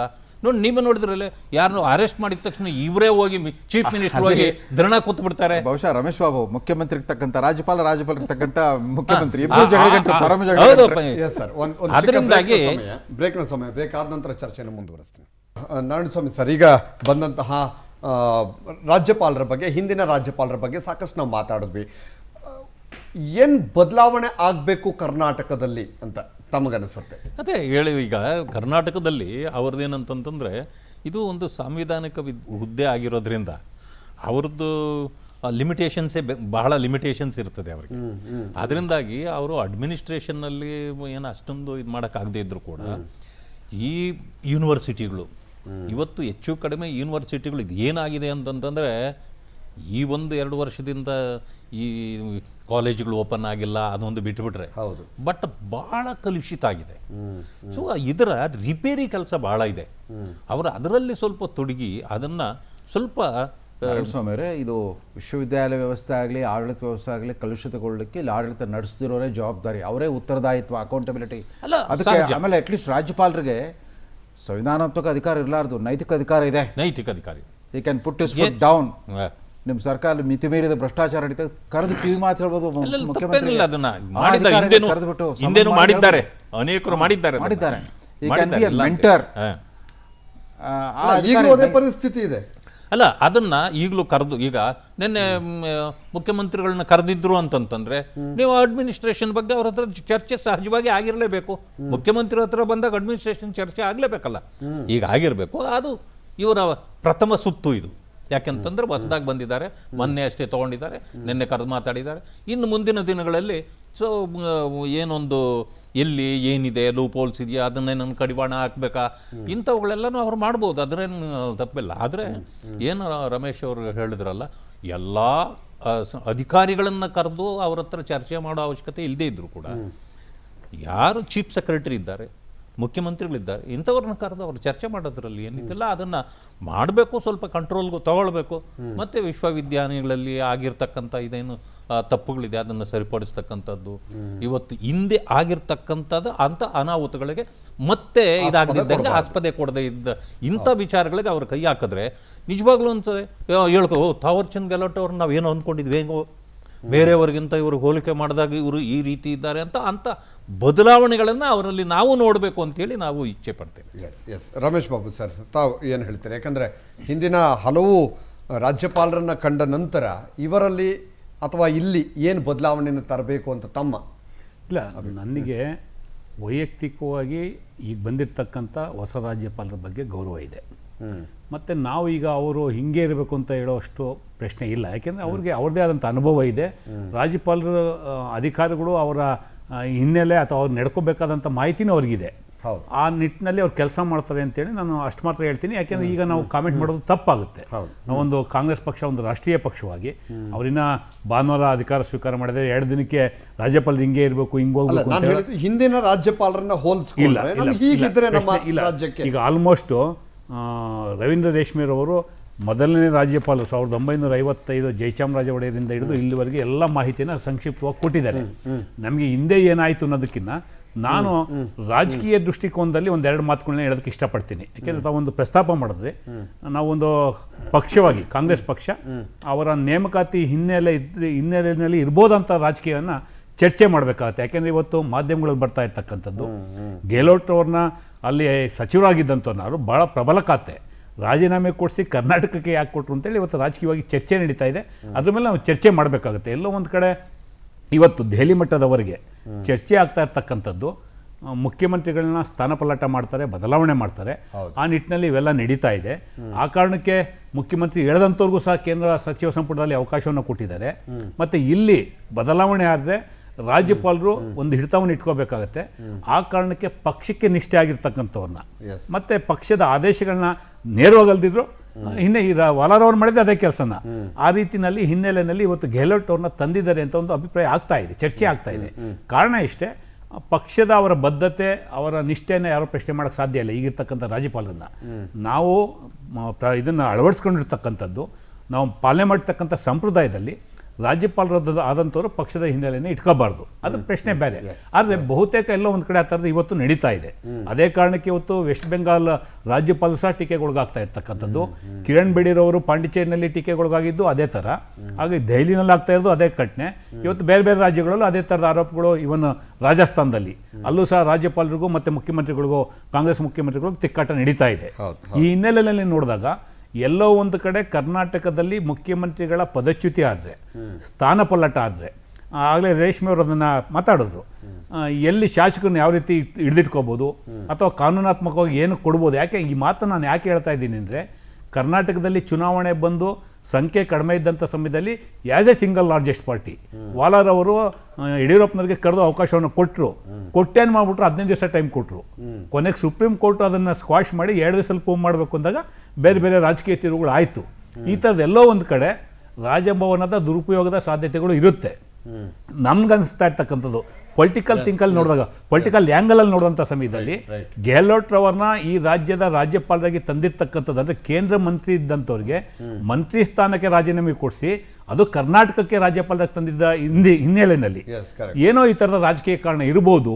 ಇಲ್ಲಿ ಬಿಜೆಪಿಲಿ ಆಗ್ತಾ ಇರ್ತಕ್ಕಂಥ ಗುಂಪುಗಾರಿಕೆಯನ್ನು ತಡೆಯುವಂಥ ಪ್ರಯತ್ನವೋ ಅಥವಾ ಮುಖ್ಯಮಂತ್ರಿಗಳನ್ನ ಬದಲಾವಣೆ ಆದಂಥ ಸಂದರ್ಭದಲ್ಲಿ ಆಗಬಹುದಾದಂಥ ರಾಜಕೀಯ ಸ್ಥಿತ್ಯಂತರಗಳ ಹಿನ್ನೆಲೆಯಲ್ಲಿ ಹಿಡಿತವನ್ನು ಇಟ್ಕೋಬೇಕು ಅನ್ನೋ ಕಾರಣಕ್ಕೆ ಇವನ್ನ ತಂದಿರ್ಬೋದು ಅಂತೇಳಿ ಕಾಂಗ್ರೆಸ್ ಪಕ್ಷಕ್ಕೆ ಒಂದು ಭಾವನೆ ಇದೆ. ಇದು ಜನಸಾಮಾನ್ಯರ ಭಾವನೆನೂ ಹೌದು. ಇವತ್ತು ಮಾಧ್ಯಮಗಳಲ್ಲಿ ಚರ್ಚೆ ಆಗ್ತಾ ಇದೆ.